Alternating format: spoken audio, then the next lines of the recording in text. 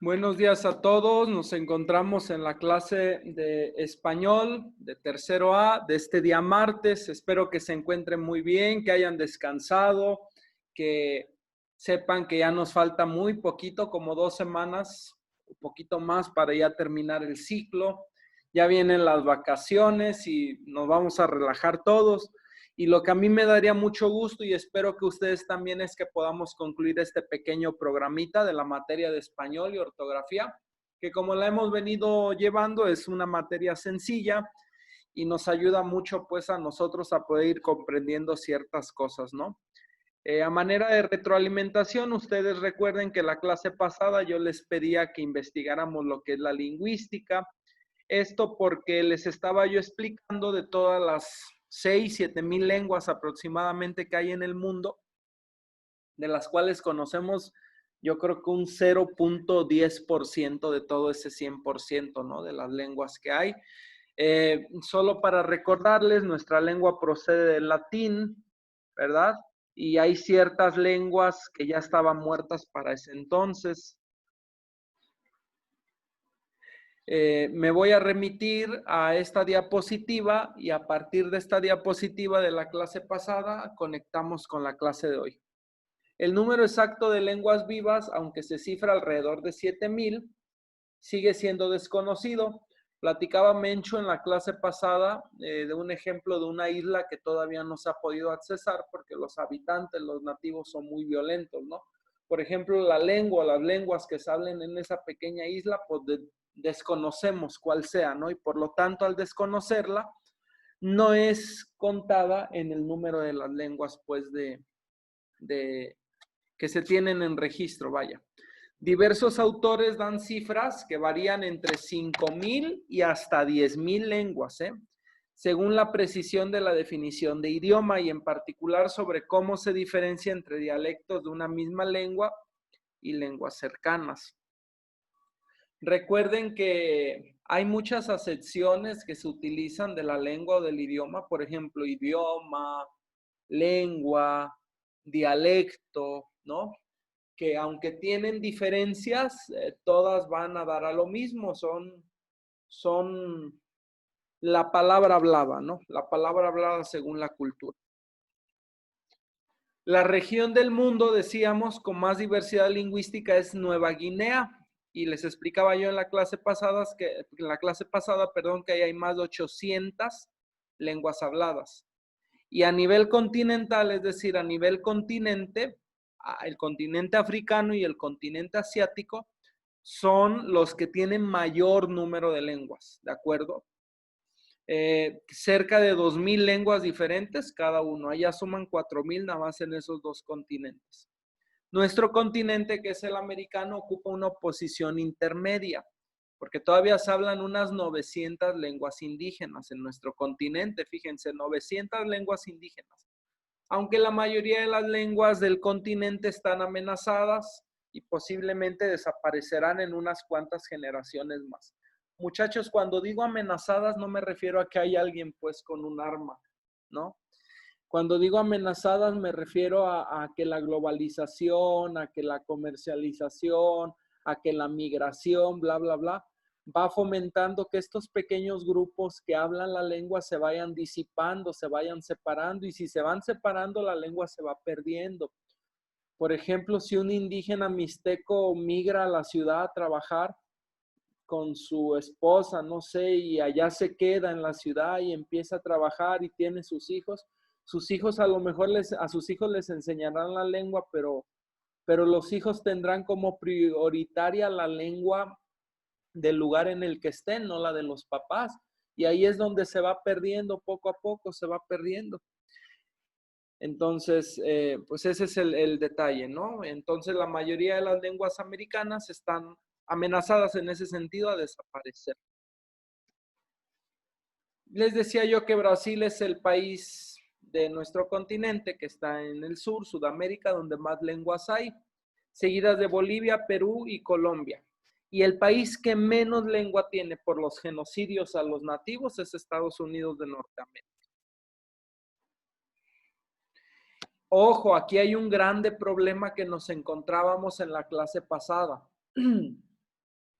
Podrá haber muchas lenguas, pero mientras no estén escritas, o sea, no estén registradas su pronunciación, su ortografía, su gramática, digámoslo así, están condenadas a desaparecer porque el día que se mueran las personas que la hablan, y como no hay nada escrito, pues ahí se murió también la lengua, ¿no?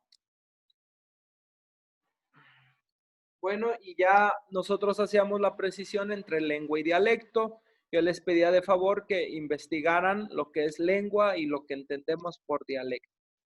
Y ya en esta clase hacíamos una continuación. En general, dos dialectos mutuamente inteligibles comparten entre 85 y 95% de las palabras básicas, que suelen corresponder a variantes que empezaron a divergir hace unos 500 años, ¿de acuerdo? Cuando se comparan lenguas derivadas de una lengua ancestral, hace algo más de 1000 o 1500 años, empiezan a notarse diferencias importantes. Y lo mismo pasa cuando se compara una lengua con textos más antiguos escritos en la lengua antecesora de esta.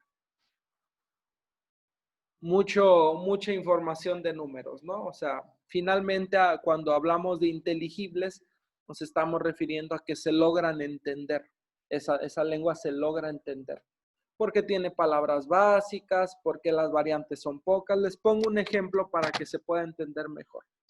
El italiano tiene palabras básicas y variantes como lo es nuestra lengua y compartimos mucho porque procedemos de una misma raíz. Por eso cuando alguien habla en italiano, tutto bene, nos es fácil entender que está diciendo todo bien, ¿eh? O cómo andata questa giornata, ¿no? ¿Cómo anda? ¿Cómo estás? ¿Cómo va tu día, tu jornada? Bla, bla, bla, ¿no? Entonces hay variantes, pero también hay similitudes.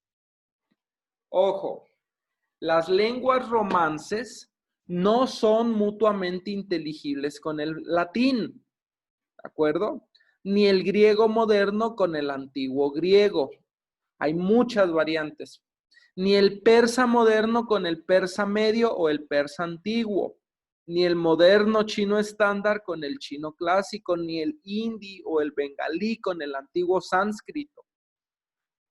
La diversidad, por lo visto, es una palabra muy importante para la gente porque si uno no tiene la diversidad lingüística, no podría hablar en el idioma que tiene que ser. Miren, nuestra misma lengua, el castellano, hay muchas palabras que ya evolucionaron, que ya no son como hoy día como se usaban antes. Por ejemplo, a veces nos reímos cuando oímos a una persona que dice, yo vi de que pasó esto. Y nos reímos porque decimos, órale, este dijo yo vi de. Qué mal habla, no sabe hablar o es indígena. Y fíjense que vide es una palabra correcta. Antes, en la conquista, por ejemplo, y posterior a la conquista, eran las palabras que se utilizaban. ¿Sí? Llovide, ancina, y ahorita las escuchamos feo porque nosotros ocupamos ver o así, pero antes la palabra que se enseñaba y se ocupaba era vide y ancina, para decir ve o vi y así. Entonces, toda lengua de todo país poco a poco va evolucionando, eso hay que entenderlo. Les quiero pedir un trabajito muy sencillo, por favor, porque lo vamos a ocupar en el seguimiento ahorita en Zoom. ¿Qué es una lengua autóctona y qué es una lengua alóctona? No me lo van a enviar esto al correo ni nada de esto. Lo van a contestar en su cuaderno y lo van a compartir ahorita en la clase de seguimiento de Zoom. Ahí me van a poder poner participaciones. Profe, yo quiero participar. Y me van a poner ejemplo de cada una de estas. Un ejemplo de lengua autóctona y un ejemplo de lengua alóctona. ¿Qué es una lengua alóctona, una lengua autóctona y un ejemplo de cada uno? Por favor, escríbanlo porque esto lo vamos a ocupar ahorita para el seguimiento en Zoom, muchachos.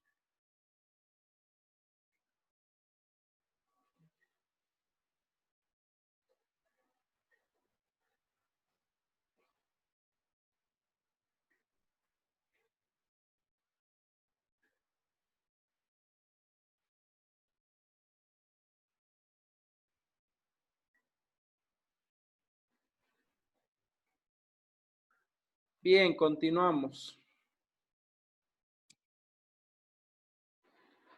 Importancia de la conservación de toda esta diversidad lingüística. De la misma manera que se intenta preservar la diversidad biológica, la diversidad lingüística, que también es diversidad biológica, merece ser respetada, así como cuidamos nuestros bosques, nuestros campos, nuestros animales, ponemos como patrimonio de la humanidad. Es importante también hacer lo mismo con la lengua, ¿de acuerdo? Que merece ser respetada, también defendida como un derecho humano el hablar. Las lenguas no son solo herramientas de comunicación, también pueden ser un conjunto de conocimientos transmitidos durante años.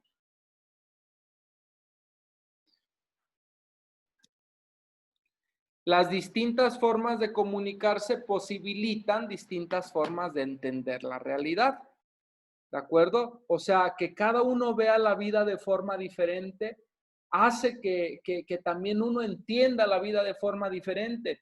Y el hecho de hablar y de darle una palabra a un concepto a algo que nosotros vemos, le cambia también la definición, el valor de la definición, más bien. Por ejemplo, para mí simplemente es decir cielo y ya lo entiendo como lo que está arriba.